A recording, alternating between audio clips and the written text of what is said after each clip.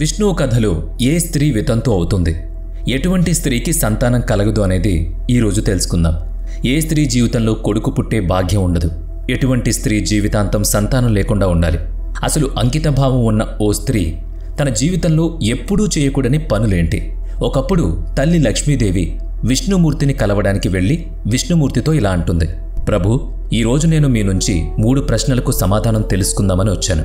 అప్పుడు విష్ణువు చింతించకుండా ఆ 3 ప్రశ్నలను అడగండి అని అంటాడు.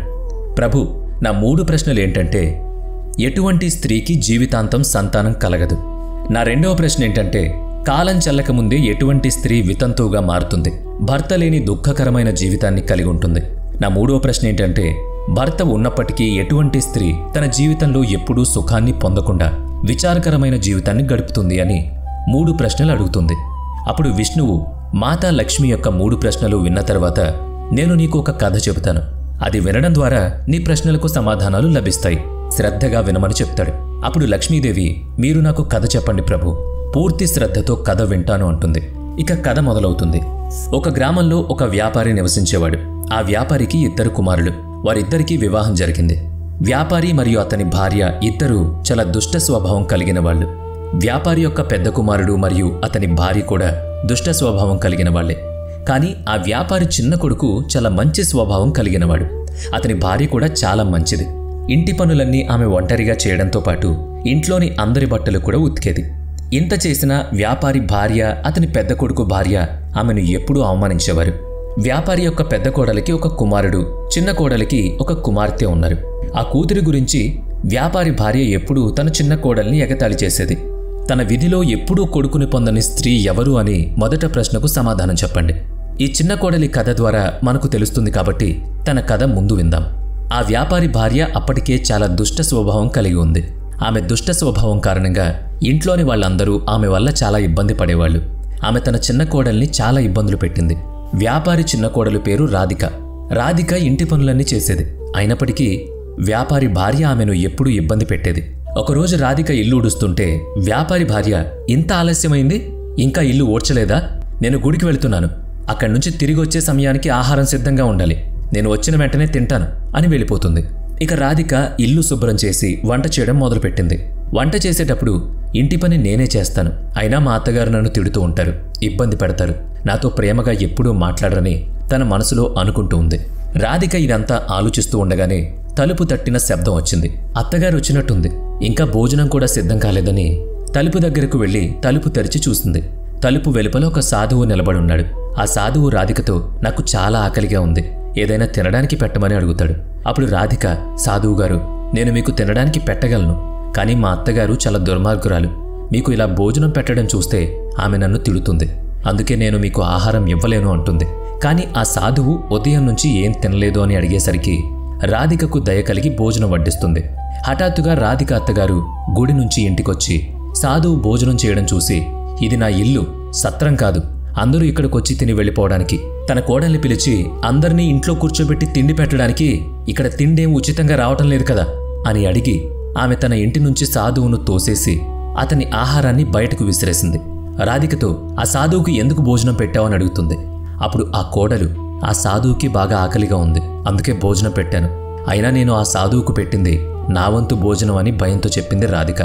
కావాలంటే దానికి బదులుగా ఈరోజు నేను తినను అని కూడా చెప్తుంది. అది విని అత్తగారు కోపంతో రాధికను ఇంట్లో నుంచి బయటకు నెట్టేస్తుంది. వెళ్ళు, ఇప్పుడు నువ్వు కూడా ఈ ఇంట్లో ఉండాల్సిన అవసరం లేదు, ఇకపై నా ఇంటికి రాకు అంటుంది. రాధిక తలుపు దగ్గర కూర్చుని ఏడుస్తూ ఉంటుంది. కానీ ఆమె అత్తగారు తలుపు తీయదు. రాధికకు ఏం చేయాలో అర్థం కాక అక్కడి నుంచి తన తల్లి ఇంటికి వెళ్లాలనుకుంటుంది. వాళ్ళ అమ్మ దగ్గరకు వెళ్లే దారిలో దట్టమైన అడవి ఉంది. తన తల్లి ఇంటికి వెళ్తుండగా వర్షం కురుస్తుంది. అప్పుడు రాధిక అదే అడవిలో ఒక చెట్టు కింద కూర్చుంది. అప్పుడు ఆమె ఒక సాధువును కలుసుకుంది. ఆ సాధువు ఎందుకు ఏడుస్తున్నావు అని అడుగుతాడు. రాధిక జరిగిందంతా చెప్పింది. అప్పుడు ఆ సాధువు, నీకు ఇంకా కొడుకు పుట్టలేదు కాబట్టి ఆ వ్యక్తులు మిమ్మల్ని ఇబ్బంది పెడుతున్నారు, మీరు చింతించకండి, నేను మీకు ఒక కాగితం ఇస్తాను, అందులో కొడుకును పొందడానికి పరిహారం రాసుంది, ఆ కాగితం ఇచ్చి అందులో రాసిన పరిహారాన్ని పూర్తి భక్తితో చేస్తే తప్పకుండా కొడుకు పుడతాడని చెప్పి ఆ సాధువు అక్కడి నుంచి వెళ్ళిపోతాడు. నాకు కూడా కొడుకు పుడితే నాకు కూడా అత్తమామల ఇంట్లో గౌరవం ఉంటుంది అని రాధిక మనసులో అనుకుంది. వర్షం ఆగినప్పుడు ఇలా ఆలోచిస్తూ ఆ కాగితం తెరిచి చదివింది. కొడుకు పుట్టాలంటే స్త్రీ ఎప్పుడూ తన భర్తకు ఎడమ వైపున పడుకోవాలని అందులో రాసుంది. ఋతుక్రమం వచ్చిన మొదటి 4 రోజుల్లో స్త్రీ పురుషులు కలయిక వల్ల రోగాలు వస్తాయని ఆ స్లిప్లో రాసుంది. అందుకే బహిష్టు వచ్చిన మొదటి 4 రోజుల్లో భార్యాభర్తలు కలవరు. ఋతుచక్రం అయిన 5వ రోజున కలిస్తే ఆడపిల్ల పుడుతుంది. 6వ రోజు కలిస్తే కొడుకు పుడతాడు. రజస్వల అయిన తర్వాత 10వ రోజు రాత్రి కలిస్తే మంచి ప్రకాశవంతమైన కొడుకు పుడతాడని రాసుంది. ఇవన్నీ చదివిన రాధిక అక్కడి అడవిలో ఒక గుడిసె వేసుకుని ఉండడం మొదలుపెట్టింది. తరువాత కొన్ని రోజులకు ఆమె కోసం వెతుకుతూ అదే అడవిలోకి తన భర్త వస్తాడు. తనతో ఇంటికి రమ్మని అడుగుతాడు. అప్పుడు రాధిక అతనికి ఆ కాగితం అంతా చెప్తుంది. నాకు కొడుకు పుట్టే వరకు ఇక్కడే ఉంటానని చెప్తుంది. అది విని భర్త కూడా ఆమెతో అడవిలో నివసించడం ప్రారంభిస్తాడు. ఆపై రాధిక ఋతుస్రావం అయిన 10వ రోజు రాత్రి తన భర్తతో సంభోగం చేసి గర్భవతి అవుతుంది. ఒకరోజు ఉదయం స్నానం చేసి రాధిక పూజ చేయడానికి కూర్చునుంది. ఆమె భర్త కలప తీసుకురావడానికి అడవికి వెళ్ళినప్పుడు అప్పుడు భయంకరమైన తుఫాను వస్తుంది. దాని కారణంగా ఆమె గుడిసె ఎగిరిపోతుంది. భారీ వర్షం ప్రారంభమైంది. వర్షం నుంచి తనను తాను రక్షించుకోవడానికి రాధిక వెళ్లి ఓ పెద్ద చెట్టు కింద కూర్చుంది. ఆ చెట్టు మీద ఆ సమయంలో బయటకు వెళ్లిన 2 రాక్షసులు నివసిస్తూ ఉంటారు. కొంతసేపటికి ఆ దెయ్యాలు 2 వచ్చి చెట్టుపై కూర్చుంటాయి. రాధిక అదే చెట్టు క్రింద కూర్చుంది. అప్పుడు రాక్షసులు ఒకరికొకరు మనం బంగారు దీవికి వెళదామని చెప్పుకుంటున్నారు. అక్కడికి వెళ్లడానికి వాహనం లేక వాళ్ళు కూర్చున్న చెట్టుని తీసేసి వాటితో పాటు తీసుకువెళతారు. రాధిక కూడా అదే చెట్టు కింద చెట్టు మూలన కూర్చుంది. కాబట్టి ఆమె కూడా వారితో ఎగరడం ప్రారంభించింది. కానీ ఈ చెట్టు కింద ఒక మహిళ ఉందని ఆ రాక్షసులకు తెలియదు.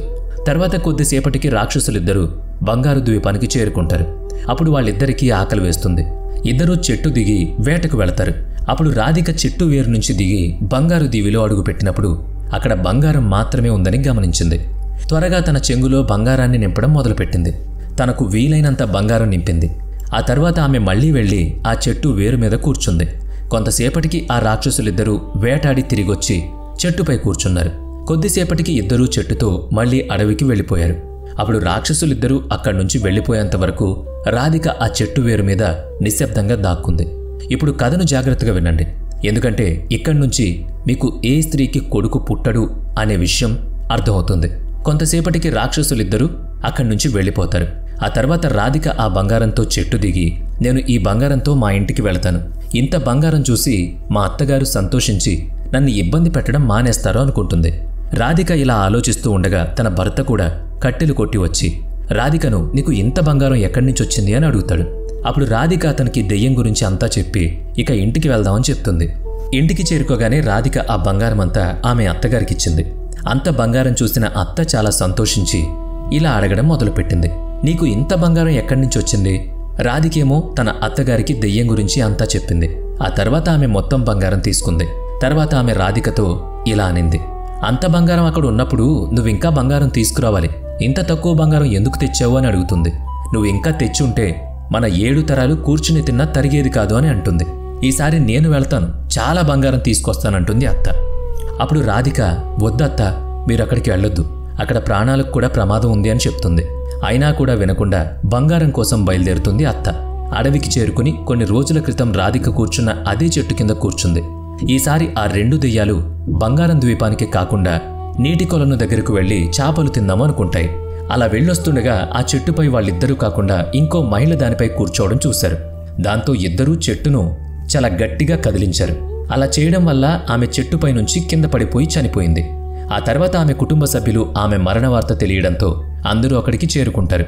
నేను అక్కడికి వెళ్ళొద్దని మా అత్తగారికి వివరించాను. అయినా ఆవిడ వినలేదు. ఆమె బంగారంపై దురాశతో అక్కడికి వెళ్ళింది.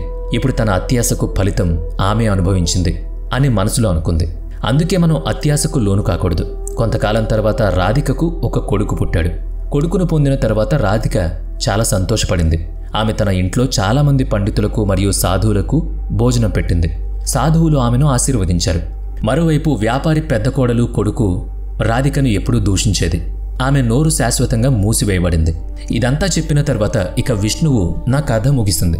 ఇప్పుడు నేను మీ ప్రశ్నలకు సమాధానం ఇస్తాను అని మాతా లక్ష్మితో చెప్పారు. మీ మొదటి ప్రశ్న ఏంటంటే ఎటువంటి స్త్రీకి కొడుకు పుట్టడు? ఎటువంటి స్త్రీ జీవితాంతం సంతానం లేకుండా ఉంటుంది?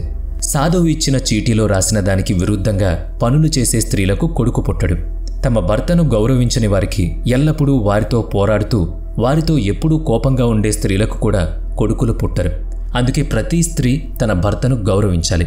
మీ రెండో ప్రశ్న ఏంటంటే, ఎటువంటి స్త్రీ కాలం రాకముందే వితంతుగా మారి భర్త లేకుండా దుర్భరమైన జీవితాన్ని గడుపుతుంది?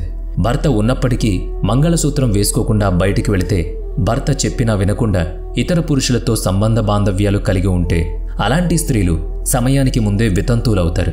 అందుకే పెళ్లైన స్త్రీ నమ్మకమైన జీవితాన్ని గడపాలి. తన భర్తను తప్ప ఇతర పురుషుల వైపు కన్నెత్తి కూడా చూడకూడదు.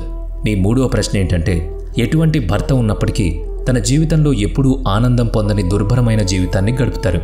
ఉదయం 8 లేదా 9 వరకు నిద్రపోయేవారు, ఉదయం స్నానం చేయకుండా భోజనం వండి తినేవారు, పూజ కూడా చేయకుండా ఎక్కడికైనా వెళ్లాల్సొస్తే భర్త అనుమతి లేకుండా వెళ్లేవాళ్లు, భర్త ఆపినా ఆగనివారు. అలాంటి స్త్రీలు తమ జీవితంలో ఎప్పుడూ సంతోషాన్ని పొందలేరు, ఎల్లప్పుడూ దుర్భరమైన జీవితాన్ని గడుపుతారు.